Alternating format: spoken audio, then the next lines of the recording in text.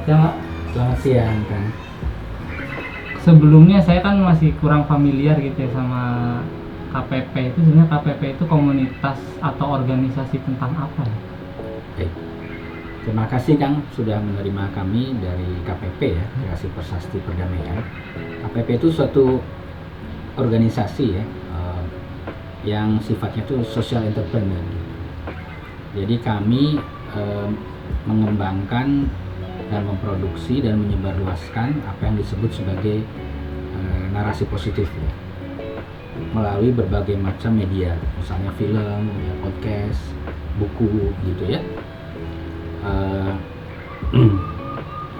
Salah satu kegiatan kami baru-baru ini adalah mengadakan pelatihan di Bandung ya, yang dihadiri oleh pekerja sosial, PESOS ya. Pelatihan ini tentang bagaimana membangun narasi positif ya. Ya, kita tentu tahu bahwa pemerintah kan juga sedang menggencarkan apa yang disebut sebagai bijak bersosial media, yang mana manfaatnya dan bagaimana relevansi pelatihan itu dengan kegiatan sehari-hari Ibu Tini sebagai pekerja sosial masyarakat. Secara garis besar itu ya, Kang ya. Dulunya setelah Gus Dur wafat itu mulai bermunculan komunitas-komunitas, organisasi-organisasi yang mengatasnamakan murid Gus Dur, santri Gus Dur dan lain sebagainya. Sampai akhirnya pihak keluarga dan santri-santri beliau itu memutuskan untuk membuat satu wadah yang akhirnya dinamakan Gus Durian, yang memang telah dirumuskan nilai-nilai Gus Dur yang intinya adalah sosial dan kemanusiaan. Walaupun pertamanya semua itu gabung ya, sosial, kemanusiaan, dan politik. Seiring berjalannya waktu ternyata kok nggak maksimal. Ketika seperti itu kan nanti ada tudingan-tudingan yang tidak pas dan segala macam. Akhirnya dibentuklah Barikade Gus Dur beberapa tahun setelah itu. Jadi Gus Durian tetap ada rule sosial dan kemanusiaan, untuk Barikade Gus Dur di politiknya. Kegiatan apa yang lebih spesifik menargetkan remaja dan pemuda selain KPG itu tadi? Remaja dan pemuda selain kelas pemikiran Gus Dur. Ya. Sejauh ini sih kita buat diskusi yang asik lah, kita bareng-bareng penggiat seni seperti Putra Mbah Surip, Mas Farid dan segala macam. Yang di dalamnya itu selain kita bermusik, kita ngopi bareng dan kita berdiskusi, yang pada intinya dari diskusi tersebut kita menanamkan nilai-nilai Gus Dur di dalam sana. Sebelum kita beralih ke Bu Tini ya, saya ingin bertanya, apakah selama membuat kegiatan itu ya, khususnya dengan remaja dan pemuda, pernah bersinggungan dengan isu tentang sosial media, internet, bagaimana kita harus menyikapi berita-berita negatif, hoax dan sebagainya, yang disebut sebagai narasi-narasi negatif, narasi positif. Ada bersinggungan dengan isu itu ya? Jadi setiap kali ada narasi mengenai politik identitas dan sebagainya gitu, nanti biasanya kami sharekan ke Facebook, kemudian Instagram dan platform lain gitu. Nah, biasanya itu ada narasi-narasi seperti isu perdamaian, toleransi dan sebagainya. Kami juga kampanyekan juga ke media sosial. Jadi dari situlah ternyata respon dari anak-anak muda juga banyak. Jadi tetap ada, media sosial juga menjadi target kita di situ. Berarti ada irisan ya antara yang dikerjakan oleh KPP, khususnya memberi edukasi kepada pekerja sosial tentang bagaimana harus merespon, bersikap terhadap konten-konten di sosial media, dengan apa yang dikerjakan oleh teman-teman Gus Durian di sini. Ya. Baik, mungkin dari salah seorang peserta ya dari alumni kegiatan kami di Jawa Barat ya, Ibu bisa menjelaskan bagaimana pengalaman, bagaimana kesan, bagaimana manfaat kegiatan mengikuti pelatihan yang diadakan oleh KPP, terutama yang relevan dengan kegiatan aktivitas Ibu sebagai seorang pekerja sosial masyarakat. Saya merasa ketika pelatihan itu luar biasa. Seperti kesan saya itu untuk pertama dididik sama mentor-mentor itu tentang bagaimana mengcounter tentang narasi-narasi yang tidak baik, terutama buat para remaja yang sekarang memang sekarang ini kita hidup di zaman digital, beda seperti di zaman saya. Setelah dari kegiatan pelatihan saya langsung saya terapkan di remaja-remaja. Kalau saya kan biasa ke sosialisasi ke kader Posyandu, ada bina remaja. Jangan sampai mereka itu ketika ada permasalahan di keluarga, terutama memang di lingkungan keluarga yang saya terapkan dari rumah, ataupun bisa dari rumah ketika ada permasalahan orang tua, jangan sampai mereka itu masuk ke dunia yang enggak di luar gitu. Jadi kita rangkul dengan lingkungan dulu. Remaja-remaja kita kumpulkan dari 1 RT, 1 RW. Kalau sekarang saya ditemukan lagi sama Gus Durian, mungkin alhamdulillah bisa kita arahkan lagi. Jadi ada tugas baru saya sebagai pekerja sosial untuk mensosialisasikan ini. Jadi bukan hanya permasalahan yang real saja, ternyata untuk narasi itu pun luar biasa. Doktrin yang sangat luar biasa kalau tidak kita arahkan. Saya dididik di kreasi seperti kembali lagi saya ke zaman pengalaman saya di tahun 99 gitu. 99 kita mengaji ingin mendapatkan kedamaian, tapi ternyata bukan itu. Ya, dari bina remaja yang saya bentuk di setiap RW atau RT itu, saya menemukan 2 orang binaan saya itu. Dia sendiri curhat. Pertama karena ingin merasa damai, dia menemukan konten yang di online, entah di Google atau entah di Facebook atau di apa, dia mengikuti pengajian, dibuatlah grup. Di situ dia setiap hari harus membaca apa dan harus setor. Mula-mula seperti itu, dia dikasih tausiah, dikasih ilmu-ilmu tentang keagamaan.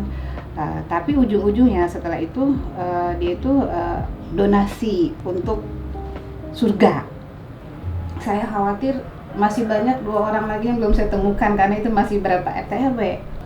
Baik, terima kasih Bu sudah berbagi pengalaman dan bisa bercerita manfaat dari mengikuti pelatihan tentang narasi positif yang diadakan oleh KPP. Nah, kami berharap teman-teman dari Gus Durian bisa memberi komentar atau pandangan mengenai training yang diterima oleh Ibu Tini itu. Bagaimana menurut sudut pandang teman-teman Gus Durian? Apakah ada irisan dengan kegiatan-kegiatan Gus Durian? Karena kami di KPP melalui pelatihan ini fokusnya kan bagaimana sih harus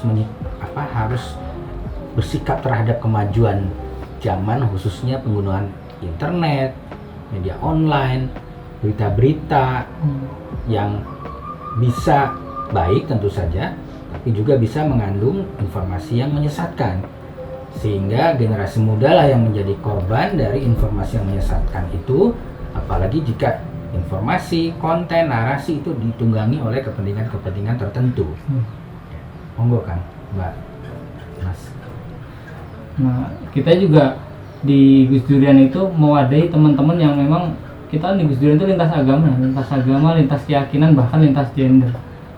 Baik kejadian-kejadiannya dan segala macam itu teman-teman yang tidak mempunyai wadah mungkin di luar, tetap kita rangkul, kita berikan pemahaman yang baik, pemahaman yang memang sesuai dengan seharusnya gitu. Waktu itu saya ngerasa tiap hari tuh kok berantem gitu, orang tua saya, kakak saya, ke anak-anaknya pun demikian gitu, pukul-pukulan, lempar-lempar gitu, sehingga saya ngerasa tuh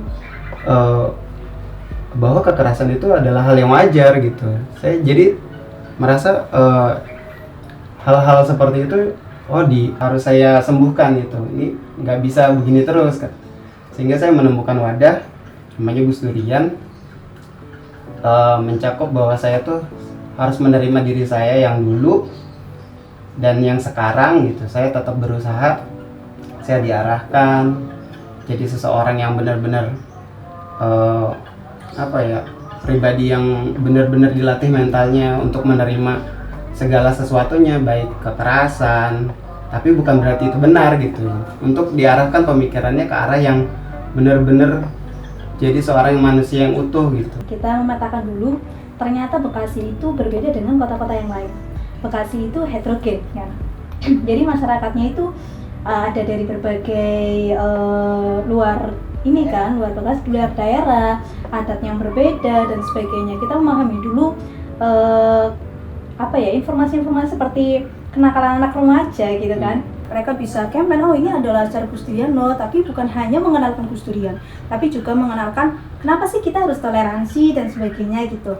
Nah mereka membuat narasi-narasi seperti itu, dan alhamdulillah sampai sekarang Gus Durian Bekasi itu punya, bahkan didominasi ya anak-anak remaja sama ini, kerjasama dengan beberapa komunitas yang lain untuk campaign itu ya, saya kira itu sangat perlu gitu. Bahkan Gus Durian membutuhkan gitu. Misalnya salah satu contoh, banyak orang menggunakan sosial media tapi belum menyadari bahwa menggunakan sosial media sembarangan itu bisa memiliki implikasi hukum. Banyak yang belum tahu bahwa itu nanti bisa menjadi pidana, bisa berakibat kepada dirinya, bisa menimbulkan fitnah, atau dia tidak menyangka bahwa apa yang dia upload itu menjadi viral, menjadi masalah gitu kan. Banyak yang kami temui itu masih belum sampai kepada tahap memiliki kecakapan digital. Nah, kalau menurut pengalaman dan analisa asesmen teman-teman, bagaimana melihat remaja dan pemuda, terutama yang engage sama Gus Durian ya? Apakah memang ada fenomena itu juga bahwa sebenarnya kecakapan digital itu masih agak rendah, masih perlu harus disupport atau bagaimana? Saya bertanya ke teman-teman soal ini, khususnya literasi agama ya Pak ya. Mereka selalu bilang gini, saya tuh di medsos ya hanya mengikuti orang-orang yang saya suka gitu. Dan orang-orang yang saya suka itu adalah orang-orang yang justru memprovokasi bahwa kita nggak boleh loh sama pemerintah seperti ini, sama pemerintah itu harus seperti ini. Nah, mereka itu nggak bisa memilih seharusnya kepada pemerintah kita harus seperti apa sikapnya dan sebagainya. Ternyata itu menjadi doktrin mereka, media sosial itu seperti itu, tapi mereka tuh nggak bisa mengcounternya gitu. Critical thinking itu masih kurang kuat. Jadi sikap kritis dalam menerima dan memfilter informasi itu belum cukup kuat. Jadi akibatnya ketahanan, resilience komunitas itu juga masih rentan. Ada teman dari Protestan dia cerita, itu acara lumayan besar sih, katekisasi gitu, kajian pemuda gereja. Kebetulan saya diundang, dia ngobrol-ngobrol. Pertanyaannya itu nih, bahkan dia apal hadisnya gitu. Sabu, manta sabahabi kaumin fahuwa minhum. Kalau di hadis itu kan seperti itu. Barang siapa kok menyamai satu kaum, maka dia adalah bagian dari kaum tersebut. Berarti ketika kita menyamai orang Kristen misalnya, berarti kita Kristen. Orang Kristen menyamai kita berarti kita langsung otomatis Islam, dan semudah itu. Dan itu narasi-narasi seperti itu banyak yang dibangun. Jadi itu juga kan memecah belah. Jadi kita nanti tidak terlalu ada jarak lah, ada gap antara kita dengan teman-teman yang di luar Islam atau teman-teman yang beda paham segala macam. Nah di situ pentingnya narasi-narasi positif kalau menurut saya. Jadi mereka itu jadi terpancing, mereka mendapatkan nilai-nilai positif dari narasi tersebut, mereka terpancing untuk mendiskusikan. Narasi negatif itu kan antara lain memuat kebencian, mengancam kohesi sosial gitu ya.